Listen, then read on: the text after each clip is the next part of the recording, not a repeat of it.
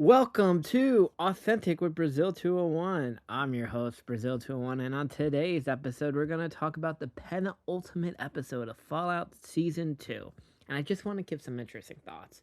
I think this season's been very good, but I honestly, there's a lot I just don't care about. I don't care about what's happening in any of the vaults. I don't care about the lack of water thing or anything to do with Norm's group above the vault. I fucking hate the three group of people that are always with Norm, not his new girlfriend or whatever. It has been the worst part of the season, right? And I think the show would be better service if like they just all die. Because I only care about Max, the ghoul, and Lucy, right? And obviously, and Lucy's dad, and shit like that. Everything else I don't really give a shit about. So let's talk about this week's episode of Fallout, because Lucy wanted answers and she got them, and a lot of the answers of the season have finally been answered, and in the most Fallout way possible.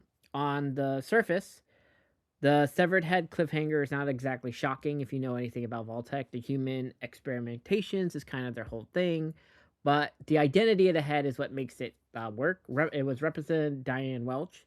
Yes, that Diane Welch, the one we've been getting from the flashbacks, putting together the pre-war meeting between Cooper Howard and the President of the United States, obviously played by Clancy Brown, who played, him in the games, which cool.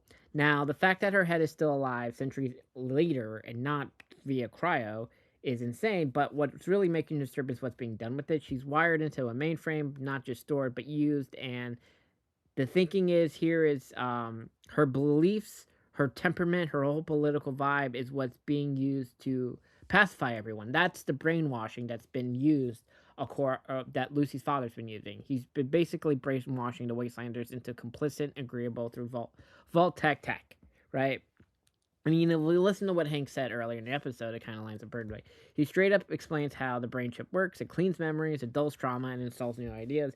It turns people into good citizens, which is what Vault-Tec has always wanted.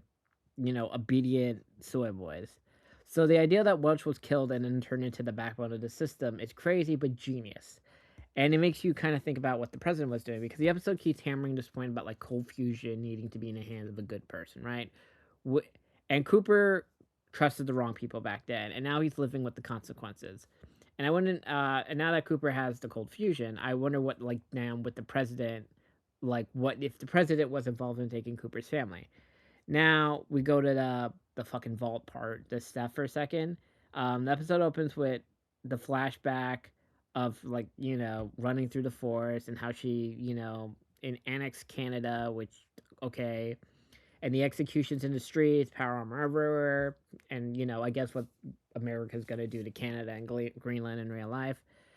And I don't really care about it because we never in the show we've never seen what Annex Canada is really look like. We know about like the the death clause in Alaska and the Alaskan War, but we don't really see why. Like, if you play the game, we annex Canada, but I don't think people who just watch the show for Hottie Ella Purnell have any understanding why we annexed Canada. But in the present, Chet finds Woody's glasses in the garbage disposal. For those of you who remember, Chet is the guy who plays Dylan in Severance. And obviously, the difference is that now Fallout shoots in LA. It doesn't shoot in New York anymore, and Severance shoots in New York. So clearly, I had to kill him off because he couldn't do both shows at the same time. We don't see a body, but he was probably disposed of or thrown in the above ground. We get the wedding scene, and I still don't give a shit about Chet. But he confronts her. Nobody believes him. Then he pulls out the Canadian ID, and then the whole vault turns on her, and she locks herself in her office, and that's the last we see of Vault 32. I don't care about the vault plotline. Meanwhile, in the wasteland, Cooper, Max, and Thaddeus are teaming up, and Thaddeus is arms and is falling off. He's not like a normal ghoul. He has like a second mouth on his shoulders. I think he's a herald, or he's right, or he turns into a super mutant. Who really knows? But anyway, they gear for a raid on Lucky 38, and Thaddeus takes a sniper rifle, Cooper grabs a lightning gun, and Max missteps into the NCR power armor. And their armor seems to be specifically made to fight Death Claws, unlike the other armor. But there's a Cooper makes Max hand over the cold fusion device. Max wants to give it to Lucy, but he realized I have to give it to Cooper. Flashback: Cooper meets with the Welsh and the president. Oh, then to the Lucy part. Lucy and Hank are in the Voltec facility. She plays along, learns how to drive a golf cart. There's a little father-daughter bonding moment. Lucy looks adorable in the yellow dress. Norm has spent most of the season unconscious, wakes up, sends a distress call. Lucy doesn't hear it. The father doesn't hear it. And whatever. I hate Norm. Um, then we get Cooper and Max fight in roll in the free side. They fight the Dead Claw. They kill the Dead Claw. Cooper helps with the lightning gun to kill one, but there are more. Maximin gets thrown through the gate, and now we're wondering if the Death Claws are going to destroy Freeside. Cooper makes it in a lucky 38. He plugs the cold fusion in, and then the screen lights up, and it's Mr. House or something pretending to mimic Mr. House, but Mr. House recognizes Cooper.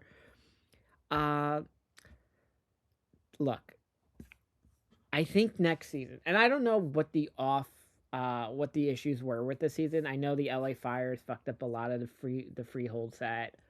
I know that Ella Purnell was also shooting Sweet Pea season 2 and movies, and she's a star because like she is the lead of the show, but she really isn't in the show a lot. And I assume now that and they're gonna have a better focus because I kind of think this is a Star Wars situation where we need the trio, or at least two of the trio together, Max, Lucy, and the Ghoul, for whatever they're going to do next, right? Whatever, if they're gonna fight super mutants or any of this shit, or because it seems obviously Lucy's dad is never gonna die. He's our bad, but he's not our big bad. He's just like, we still don't know who he's like playing the strings for, you know.